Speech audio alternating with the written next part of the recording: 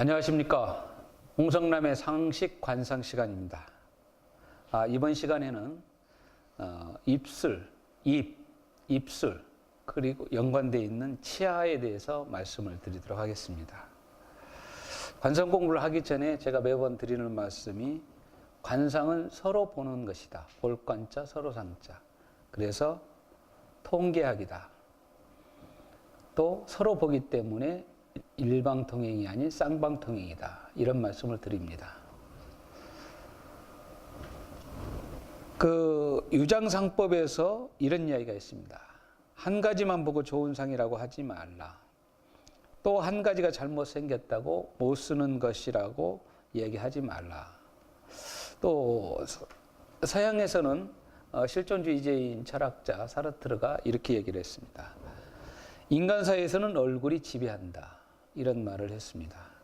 그만큼 우리 삶 속에서 관상은 동양과 서양에서 오랜 역사를 가지고 발전되어 왔습니다.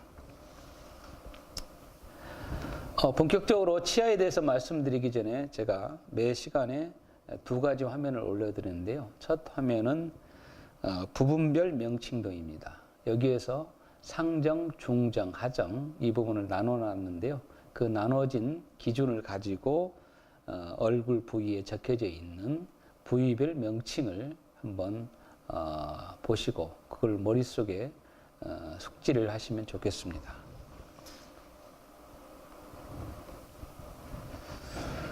그 다음은 연령별 관상도인데요.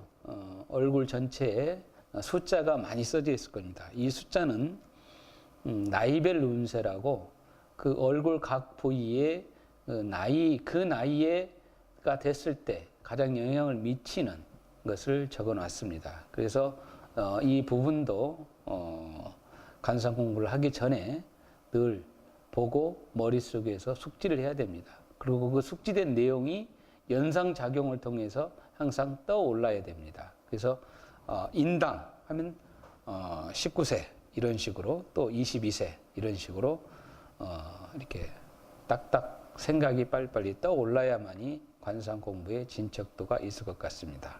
특히 이 부분도 상정, 중정, 하정 이 부분을 나눠서 보면 좋을 것 같습니다.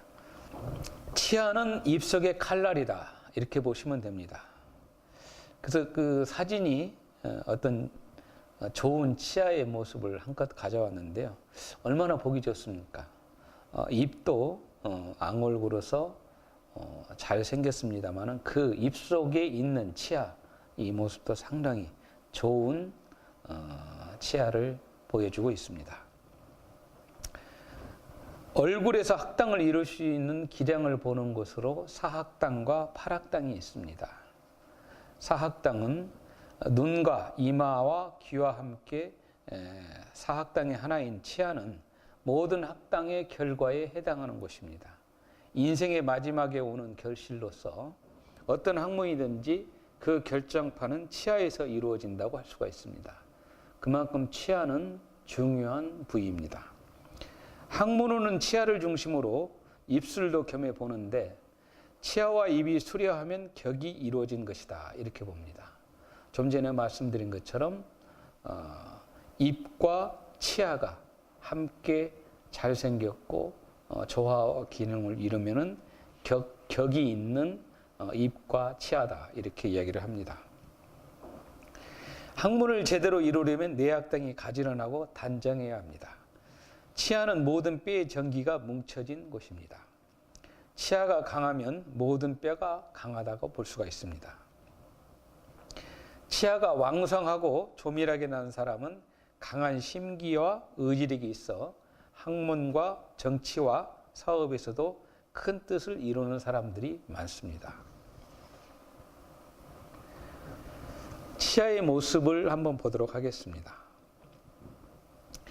여기에 지금 치아가 여러 모습을 보여주고 있는데요. 웃을 때 잇몸이 드러나는 치아, 앞니가 벌어져 틈이 보이는 치아, 견아.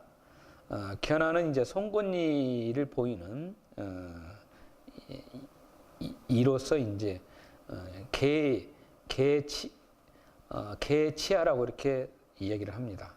또 겹치는 앞니, 또 호화, 포가, 구화, 귀화, 문화, 용치, 유자치 이렇게 구분해서 보는데요.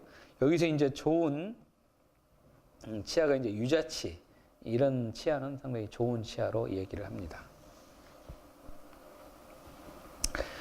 여러 형태의 치아 모습에 이어서 그러면 실물적으로 어떤 치아가 좋은 치아고 그런 치아를 가진 분들이 어떤 분들인가?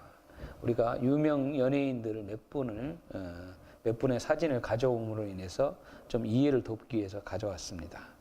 그래서 여러분들이 많이 아시겠습니다만은 탤런트로서는 문채원 씨, 또 구혜선 씨, 또 김태희 씨, 또 박민영 씨, 이런 분들의 치아가 상당히 좋은 치아입니다.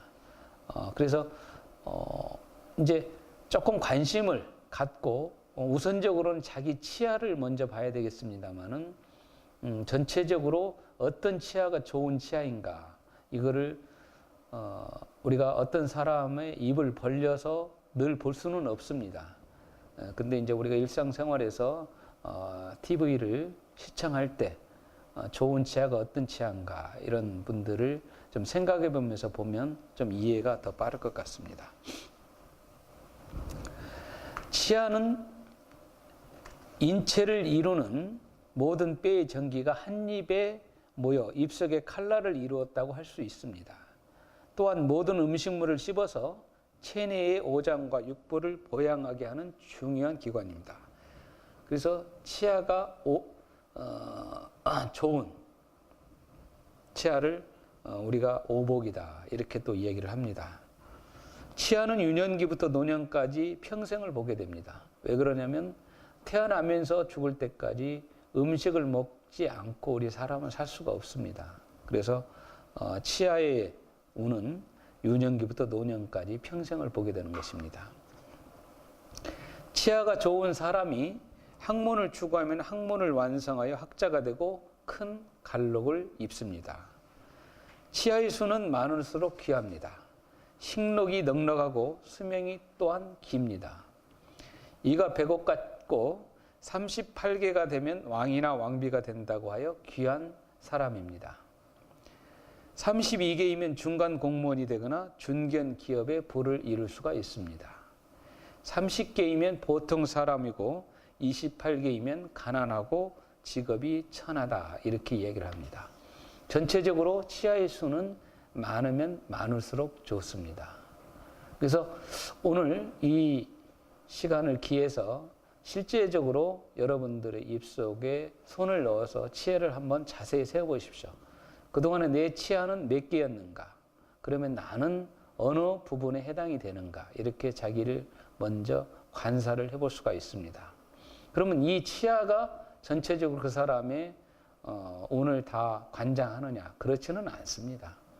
그렇지만은 내 치아가 몇 개다, 이렇게 한번 점검해 보고 그 점검을 통해서 내가 좀 더 노력해야 되고 관심을 가져야 될 부분이 뭔가라고 하는 것을 안다고 하면 큰 도움이 될 겁니다.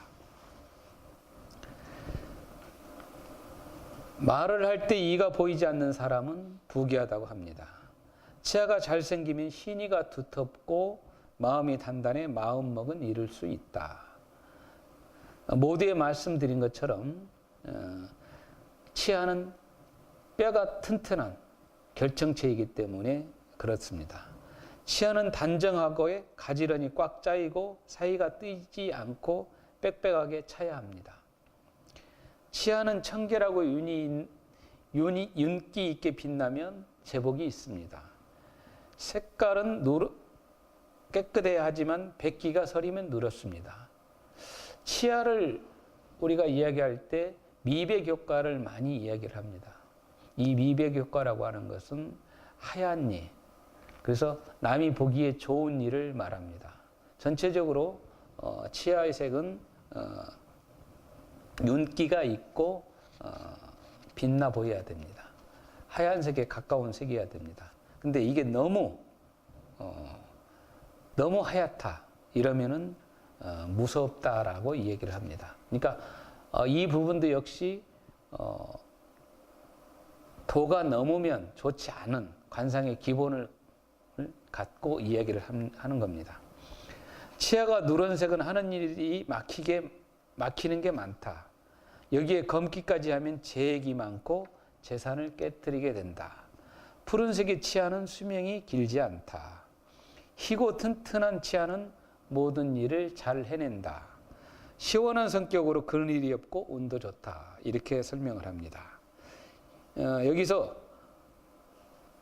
검다, 푸르다 이거는 결국 치아의 색깔을 가지고 이야기하는데 우리가 이제 관상에서 골격 다음에 이야기해 보는 것이 이제 기색입니다. 그래서 모든 부위에는 다 색깔이 있게 마련입니다. 치아도 역시 색깔에 따라서 좋고 나쁨을 이야기하게 됩니다. 충치가 많은 치아는 병치레가 잦으므로 건강관리에 신경을 많이 써야 된다. 우리가 어렸을 때부터 충치 예방을 위해서 치아를 관리를 잘해야 된다. 이게 상당히 신경을 쓰면서 살아왔습니다. 이건 상당히 상식적인 이야기입니다. 그래서 이제 관상은 하나의 전문가들이 또 하나의 미신적인 관념의 테두리 안에 갇혀 있는 그런 게 아니라 오늘날에는 관상은 상식적으로 알아야 되는 것이다. 이렇게 말씀드리고 싶습니다. 치아가 가지런하고 틈새가 없는 사람은 지혜롭고 장수합니다.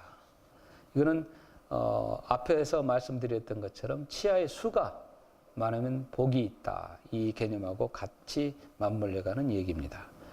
대문치 두 개는 특히 삐뚤어지거나 틈이 보이면 안 좋다. 이렇게 했는데요. 대문치라고 하는 것은 우리가 입을 벌려봤을 때 이 앞에 이 두 개 크게 나와 있는 이것을 대문치라고 이야기를 합니다. 앞니 두 개가 유난히 큰 치아는 문치라고 하여 학구열을 봅니다. 귀여운 인상으로 정열적인 사람이기도 합니다. 일을 시작하면 끝장을 보는 노력형으로 근면하고 성실한 성격입니다. 앞니가 세 개인 치아는 잔인한 성격의 소유자로서 자기중심적이고 목적을 위해서는 수단과 방법을 가리지 않습니다.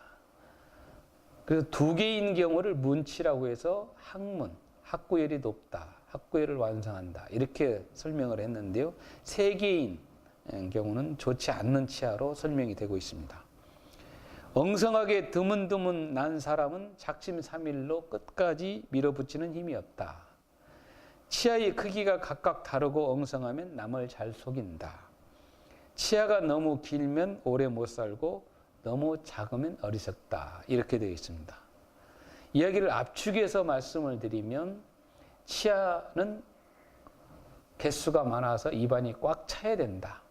이렇게 설명드릴 수 있습니다. 듬성듬성한다든가 사이가 너무 많이 벌어져 있다든가 다시 말씀드리면 치아의 숫자가 적으면 좋지 않다라는 이야기가 되겠습니다. 치아가 듬성듬성한 사람은 사납다 이렇게 얘기를 합니다. 치아가 바르게 서야지 안으로 기울어 들어가면 이기적이고 성미가 급하다 이렇게 봅니다. 이 치아가 안으로 들어갔는가 바깥으로 삐져나왔는가 이거는 그렇게 자세히 안 봐도 선뜻 보기만 해도 금방 구별할 수가 있습니다. 그래서 앞으로 드러났다든가 바깥 그 안쪽으로 들어가 있다든가 이거는 좋지 않는 치아로 설명이 됩니다. 길쭉길쭉하면서도 틈 사이가 듬성듬성 벌어진 개이빨 같으면 성격이 독하고 거칠다 이렇게 설명을 하고 있습니다. 자잘하면서도 삐죽삐죽한 쥐이빨은 가장 천한 치아로서 못 믿을 사람으로 수명도 짧다.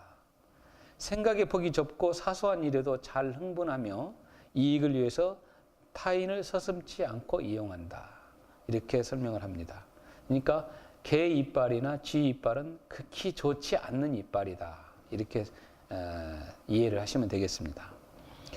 덧니가 많은 사람은 교활하고 행동이 바르지 못하다.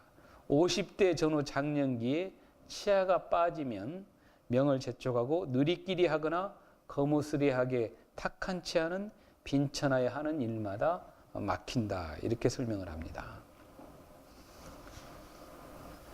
치아의 뿌리 쪽이 좁고 끝 쪽이 넓은 사람은 식성이 좋다. 이걸 좀 본인의 치아를 가지고 한번 관사를 해보면 이해가 빠를 겁니다.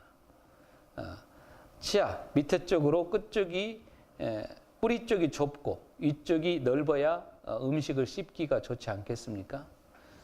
반면 뿌리 쪽이 넓고 끝 쪽이 좁아 날카로운 사람은 육식을 좋아한다. 우리가 이제 관상은 상식적으로 알아야 된다. 이렇게 제가 말씀을 드렸는데요. 한번 상식적으로 생각해 보십시오. 끝쪽이 좁고 날카로운 사람, 치아가 날카롭다라는 거죠. 이건 고기를 씹기에는 좋겠죠. 그래서 육식을 좋아한다. 드러나 보이지 않는 치아는 귀가 얇은 편이다. 다른 사람 말에 쉽게 속아 넘어간다. 끈기가 없고 체력적으로도 약하다. 이렇게 설명이 됩니다. 고르지 않는 치아는 변덕이 심하다. 여성 취향도 유별하여 한 여자에게 만족하지 못한다. 일정한 직업이 없어 수입도 없다. 이렇게 설명이 됩니다. 길이보다 넓이가 더 넓은 소이빨은 부모복은 없지만 심성이 착해 자수성가로 복을 이룬다. 소나 말을 이를 연상을 해보면 쉽게 이해가 될 겁니다. 소이빨은 개수도 많지 않지만 넓이가 상당히 넓죠. 그래서 초식, 풀을 씹기에 좋은 치아를 형태로 되어 있습니다. 이전과 같이 치아에 대해서 간단하게 말씀을 드렸습니다. 치아를 우리가 공부함에 있어서 생각해 볼 것이 치아는 입속의 칼날이다. 또 칼날 하면은 다음 시간에 공부할 혀도 칼날이라고 이야기를 합니다만은 혀는 또 다른 측면에서 칼날이고 여기에서 말하는 치아는 음식을 씹는 이런 측면에 용도적인 측면에서 칼날이다 이렇게 이해를 하시면 좀 쉽게 설명을 할 수 있을 것 같습니다. 이상으로 치아에 대해서 말씀드렸습니다. 감사합니다.